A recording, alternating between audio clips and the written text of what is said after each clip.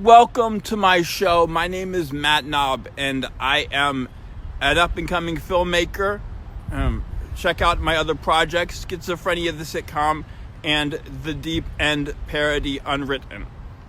In this 4-part series, we will be exploring practical things that can be said inside of the field of expanding consciousness. We're going to be exploring 4 topics. Episode 1, this is an episode about demons. In a practical sense, we should be talking about that. And episode 2 will be about schizophrenia and illness that is related to the topics shared in common with expanding consciousness. The 3rd episode will be about religion and Christianity per se, and interpretations of scripture in this world framework. And the 4th episode will be about human sexuality and the hazard therein. I suffer from schizophrenia. Schizophrenia is a split brain, disease where it feels like I'm not the only person present inside of my brain. Expanding consciousness is about wrapping my head around that and then going further and thinking about ourselves as a social species. Yes. So how would expanding consciousness help me while I'm out here in a busy business district? It would say I need to be so present that I expand beyond anything that makes me feel constrained. Expanding confidence. I need to expand my confidence in terms of my awareness inside of my environment. And that's one of the ways that it's useful. It's just one thing to say. As a schizophrenic, I don't know that everything inside of my identity in terms of what says who I am is me. Now, we can all say, yeah, I don't think I'm the one who just says who I am. And this episode is going to be talking about demons and devils. The distinction is between those that want to argue with you in your head, which are extremely common, and those that pretend to be you in your head. Something pretending to be you falls into the realm of paranoid schizophrenia, feeling like whatever this force is that comes against us inside our condition as humans, it's pretending to be me and saying that I'm saying things to other people that I'm not. And that's what I struggle with. Yeah. I don't have a car. I had to walk to Walmart. I use my cash allowance from my insurance company that gives me a card that I can use for groceries to get free iced tea, a free P3 protein pack, and free mushrooms. It's all eligible food to spend money from a cash allowance card on. Let's sit here and talk about expanding consciousness. Let's talk about expanding consciousness. I like to think that we're living in the best time that there's ever been for humans to evolve into a higher stage being. Expanding consciousness cares a lot about the evolution of our species and becoming more sentient than we already are. Expanding consciousness is a field that starts to believe in spooky claims about, for example, some of the claims that you will find in expanding consciousness are that our minds simultaneously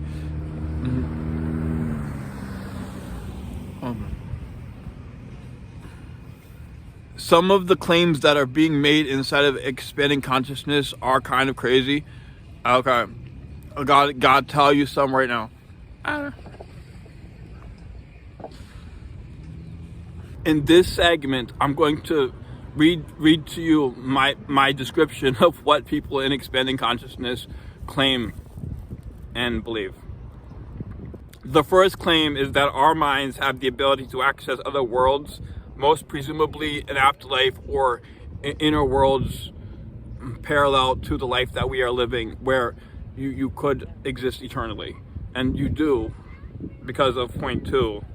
The second claim is that in the dimensional framework of reality based on consciousness is that the past, the present, and the future all exist simultaneously. I like to think of it as if the physical world is a hypersphere, and inside of this hypersphere is interconnectivity where any point could potentially come across any other. The third claim that is made in expanding consciousness is that because the universe is first consciousness and mind, that the physical world, which is on an atomic level, in essence, stardust, functions as a net. It's trying to catch as many things as it can possibly record to pull into the bigger picture of what the universe is, consciousness. Really fast, and I mean like in microseconds, let's walk through the Bible. There's something I want to reference in the Bible. In the book of Revelations, they had a prophecy of the sins of the last days. And this is not a Bible show. This is a metaphysics show. I believe that the author of that scripture, it was about a prophecy about the end times. He believed they would win. Jesus would have everything that he could ever hope and ask for on the earth in his place in heaven, and he would return to earth in relevancy and church without spot or blemish. Well, he could return, and this expanding consciousness would allow Jesus to physically return from the afterlife inside of our minds in such a way where we could I would say, are we determining physical by the sensory data? I know. And a shared sensory experience. He could come back. Okay, he said the sins of the last days would be things like stiff-necked, high-minded, arrogant. Yes, thank you. These are things that come from an overexposure to luxury. I better move my ass. I'm sorry. Okay, I'm making a talk video for the internet. Gotcha. You want to say hi? Hello. As a genre, expanding consciousness is extremely the new frontier in spirit sciences by practitioners who label themselves expanding consciousness. I want to tell you a personal story. My background is under the lineage of an apostle and a bishop and a pastor and pastors and cogent church upbringings. Spirits have been always reverenced in terms of respecting spirits in a church setting. I believe the problem that I'm having from my personal experience with my background and going to a new place and being in an environment where things don't feel right is that I am not yet welcomed by the spirits of that place.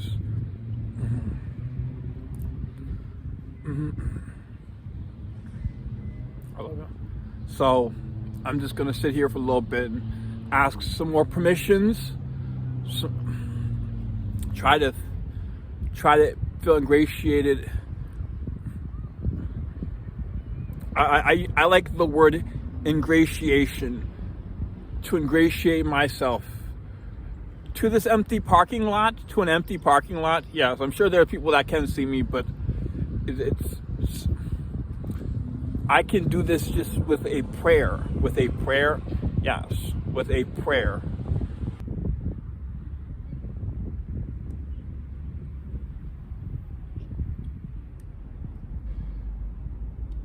My prayers worked. I know.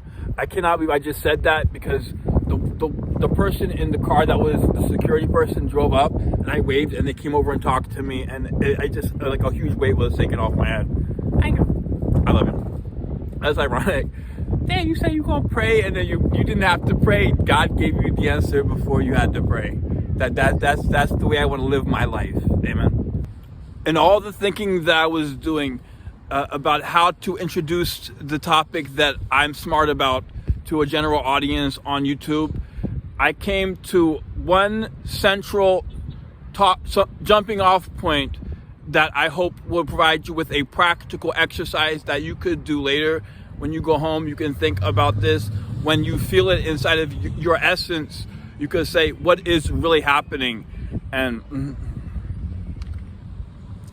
it would be helpful to begin here. What happens when someone tells you that you are wrong? When someone tells you that they're good and you're wrong? What happens? I don't think there is a human instinct that is resistance to error. I don't think human instincts work that way. I think the process of development is the instinct. I think resistance to being told that you're wrong, deep inside my being, you want to fight. That comes from an overexposure to luxury. Luxury, yeah, I know.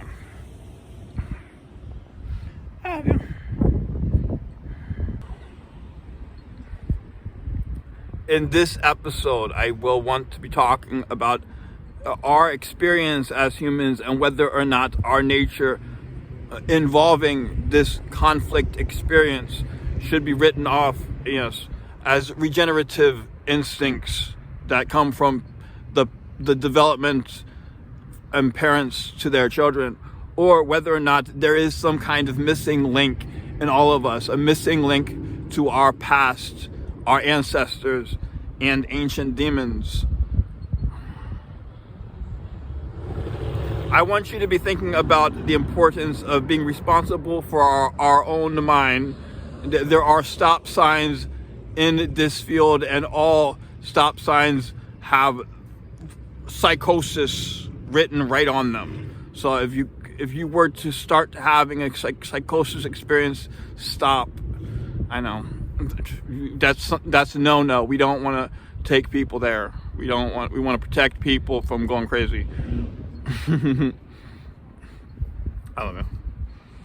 I'm out here on day 2 of filming episode 1 for my Collective Consciousness miniseries, a practical introduction to what is expanding consciousness and in what way is it applicable in the life that we are living. Okay, when I got here, I walked right up to the security guard and I told him I'm gonna be filming out here, just a little show for the internet. It's just a parking lot.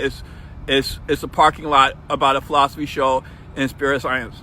And I saw him when I was going into the store to get my snack, and he said, "Watch out for the night spirits, the spirits of the night." He understood.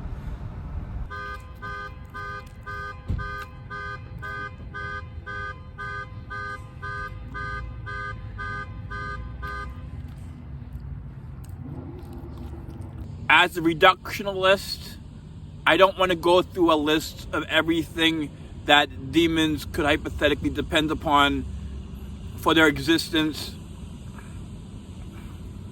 In this segment, I'm just going to be focusing on there being an environment for them to exist. Where would they be? Where would they be? Yes. Where would demons be? They got this guy on the Gaia channel who has talks and talks and talks about expanding consciousness and models for what we're using inside of this. Okay, let me show you a model. In the first dimension, allow me to show you one of these. Allow me to describe to you one of these models. The first dimension would be the mind. The second dimension would be the will of the mind to enact. The third dimension would be what we see in the physical world between us. We see coming to fruition the will of consciousness. And then we have a projected subjective interpretation of reality inside of our minds, where we perceive other people, places, and things. And there would need to be a real, an objective dimension in which they interact with each other in a relationship to each other. And in that place is where we would begin our search for extraterrestrial life inside of this field of expanding consciousness. But in this episode, we're just focused on whether or not we should believe in demons. Should we believe in demons? And what can we do about it if we do? To complete a puzzle in terms of whether or not it's true, we must find everything that we need and put it in an appropriate place. Like if we determine that all of these things are true, then our hypothesis would also be true.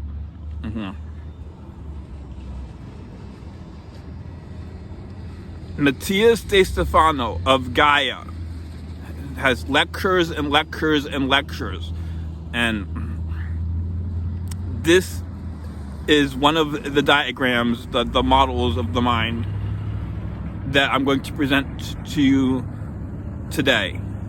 The first dimension is mind, consciousness, mind. We are saying that consciousness as a entity is the first foundational dimension of the universe. The second would be the will, or the rating of the mind, the will to enact, the first will to initiate a change. The third would be the physical world. I know there's 4 dimensions when we talk about time, but the third dimension in this, in terms of how these relate to each other, would be the physical world.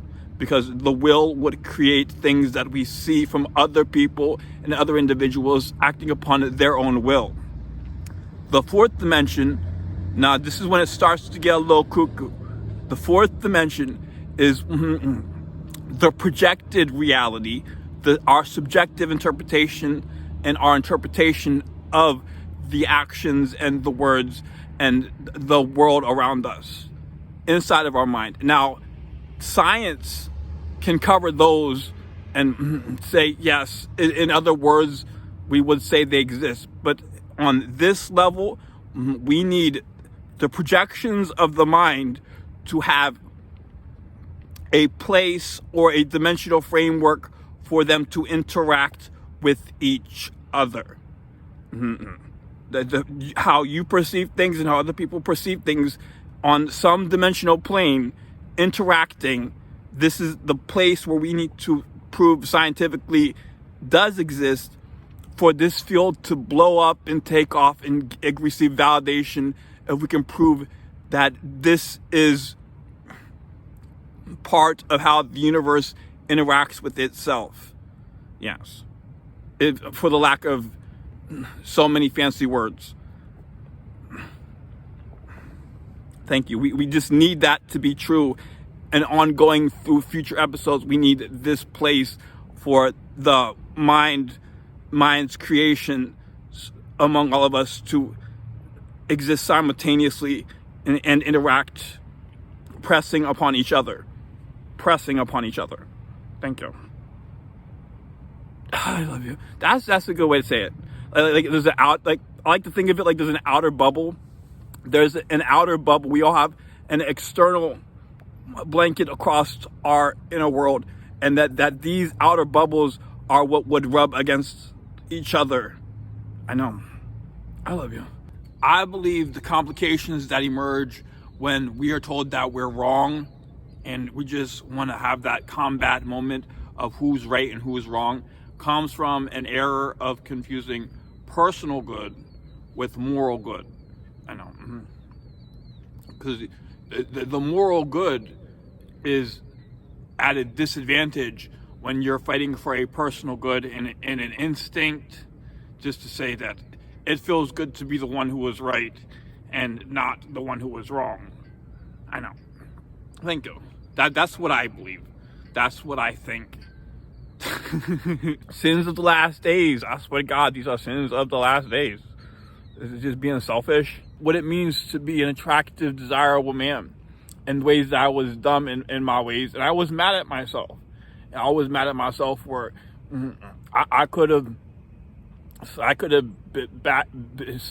so anyone was just be bitter, and I know, but you just get mad at yourself. But the concept of there being demons, and you wouldn't really understand what it was about.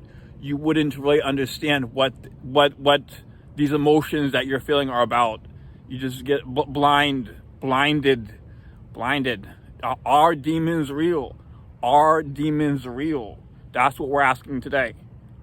In a sane and rational world, people would prefer to be wrong in conflicts than being right, because if there's a problem, every time and in every instance that you're wrong, this is not the cause of the problem.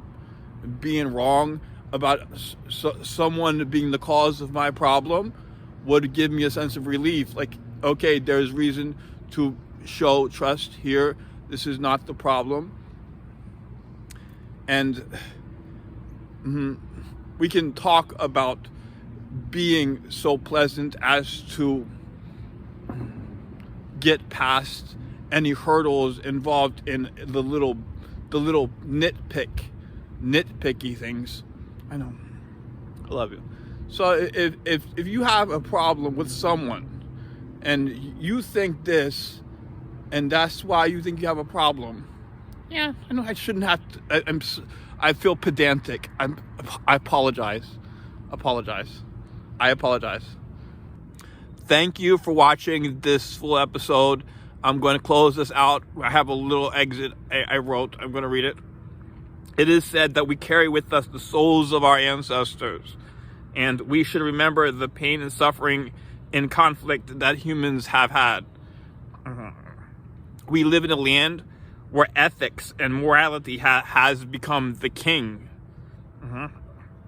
And it has taken us past the perfect world where social protocol is what makes us safe. I fear the day when our right and our luxuries overtake us with the rebirth of a new evil. We are all one human family, and in our capacity and in our vulnerability, we share so much in common. We have evolved in ways of sharing stories and art for entertainment, where we receive it is personal gain to us when we experience understanding, for us to all share in common of the human experience. And thank you. Right now I'm going to walk us to Crazy Town. If this shit was beyond spirit guides and started to be psychic, it would scare everyone. You have privacy, you have so much protection. In this field, we believe that the universe is safe from you having superpowers, because there are higher versions of yourself simultaneously to you being awake that are functioning as you on these in this other framework. The problem could be someone saying they don't believe in a soul. Well, you're perfectly fine to not believe in a soul. But if you did believe in a soul, you would contemplate where it is and what it's doing, and the environment that it lives inside of. The claim that is made is that your mind consciousness experience depends more on how you affect the world around you than anything that could be affecting you. In this field, if you want to have a bad day, start being a problem to somebody else and you will have a bad day. Are these demons real? But either way, we should remember where we came from. This has only been about 100 years where we've been able to guarantee a safe, long life for our life. I don't know.